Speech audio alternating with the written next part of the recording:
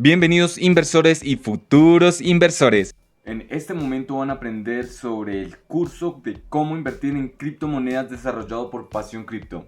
Recuerden que este curso antes lo estábamos dejando en... Sin embargo,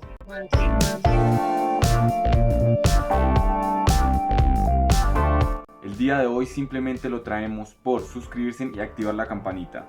Introducción al mundo cripto. En este curso básicamente lo que les traemos son 10 clases muy completas. Ya estas son nuestras 10 clases. Recuerden activar la campanita para que YouTube les avise y les recuerde cuándo vendrán a hacer cada una de estas clases. Tendremos la clase de evolución del dinero, la cual es esta. Luego tendremos qué es el blockchain, el diccionario para criptomonedas, para que comprendan y entiendan mucho mejor qué conceptos son los que más se manejan. Además de esto, cómo manejarlos y emplearlos. También tenemos el que es el sistema DeFi, invertir en criptomonedas es rentable, no es rentable, que son los NFTs.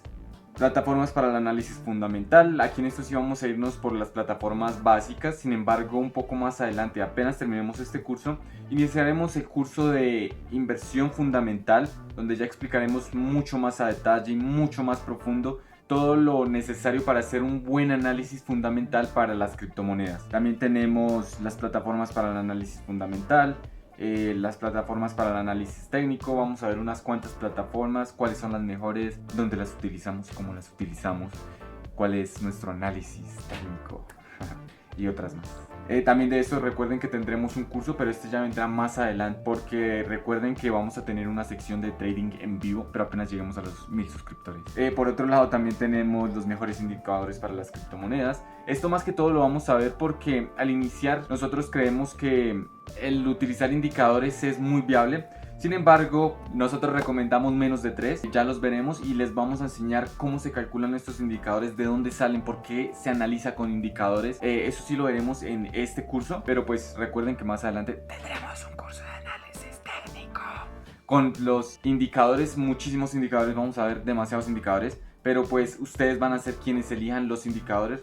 Recuerden que solo 3 máximo. También tendremos cómo invertir en criptomonedas. Daremos el primer brochazo para que ustedes vayan aprendiendo cómo invertir en criptomonedas. Ya va a ser la última clase de este curso. Y ya saben, en este momento lo estamos dejando. Solamente tienen que suscribirse y activar la campanita.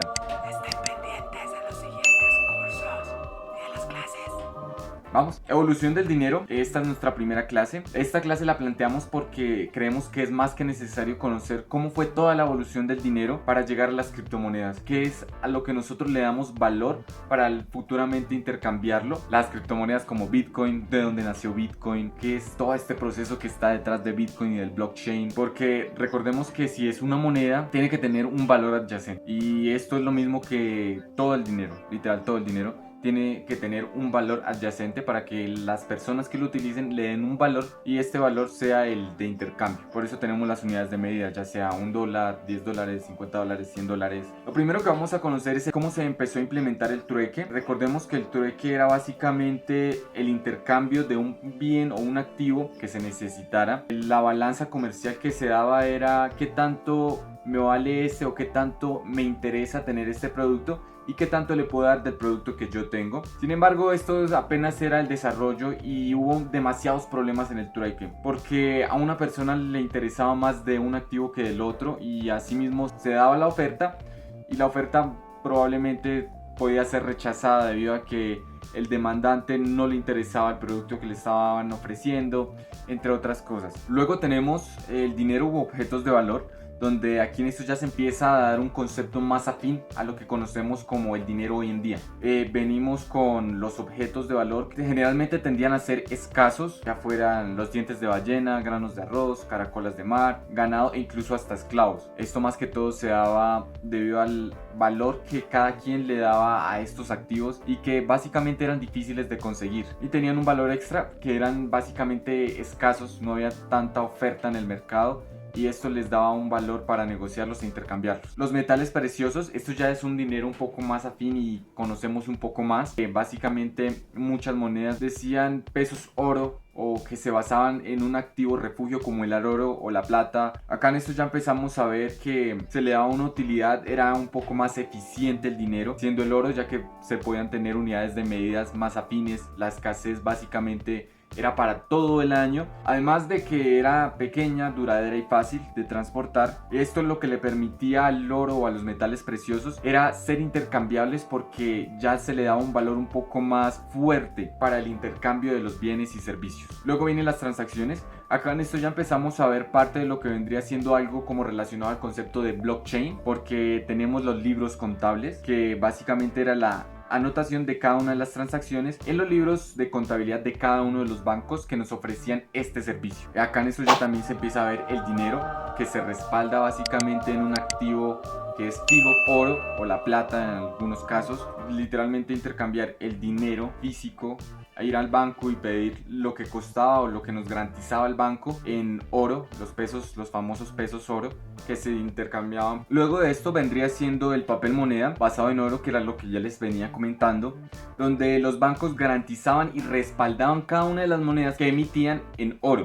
Esto garantizaba y daba seguridad sobre el papel moneda. Luego ya los mismos bancos, con su sistema de patrón oro, mantenían reservas de oro. El banco también garantizaba intercambiar billetes a una tasa fija ya en el siglo XX, donde se impuso un mecanismo para la estabilidad de los precios, dando asimismo una convertibilidad de los billetes que estaban atados a las reservas de oro. Luego de esto ya viene un poco más adelante el papel moneda basado en Dios, que es básicamente lo que todos los gobiernos están manejando en estos tiempos, donde ellos dijeron que no era tan necesario tener una reserva de oro limitada al dinero, que se limitaba la restricción y la circulación del dinero, lo que permitía que la economía de los gobiernos estuviera muy restringida a las reservas de oro que tuvieran en el momento. Esto se da en el 71 en Bretton Woods, cuando creo que fue Nixon que empezó a implementar este sistema en Estados Unidos. El billete ya no decía pesos oros, sino decía básicamente confiando en Dios, porque ya el valor que se le daba al papel moneda era el valor que cada una de las personas que utilizaban ese papel moneda y ese sistema monetario le daban a la confianza en las transacciones y al gobierno, más que todo, para asimismo poder intercambiar ese dinero por algún bien o algún activo. Y asimismo nace el sistema de dinero fiduciario, que básicamente es dinero respaldado por la confianza de las personas que utilicen este papel moneda. Y acá en esto ya empezamos a ver que los bancos intercambian no dinero por oro, sino dinero por dinero, $1 por $1. Luego de esto ya tendríamos los fenómenos o los impuestos indirectos, como vendría siendo la inflación.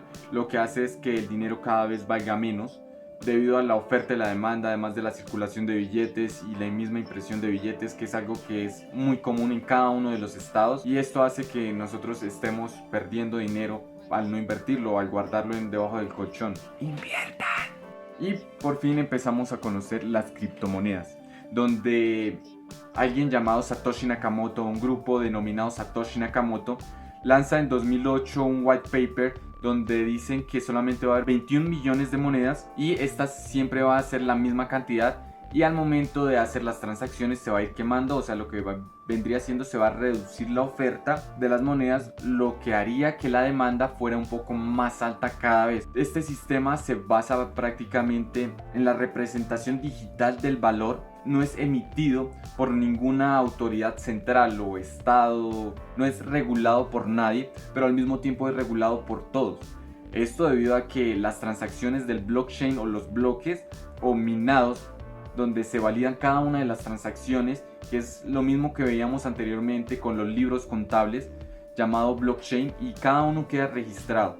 De la misma manera, cada persona tiene el acceso a las transacciones y asimismo le podemos dar un sentido un poco más fuerte y común a lo que vendría siendo el dinero, ya que todos confiamos en todos y es un sistema donde el código es ley. Lo que está en el código no se puede violar, lo que nos permite tener una confianza un poco más fuerte y más arraigada a las criptomonedas. En este caso vendría a ser a Bitcoin, que es una de las primeras criptomonedas con mayor adopción en el planeta entero. Pero obviamente muchas organizaciones, estados, públicos y hasta privados, ahora que conocen la historia, ya pueden dar un paso para invertir. Así que nos vemos en la siguiente clase y espero que activen esa campanita. Y recuerden, esto es Pasión Cripto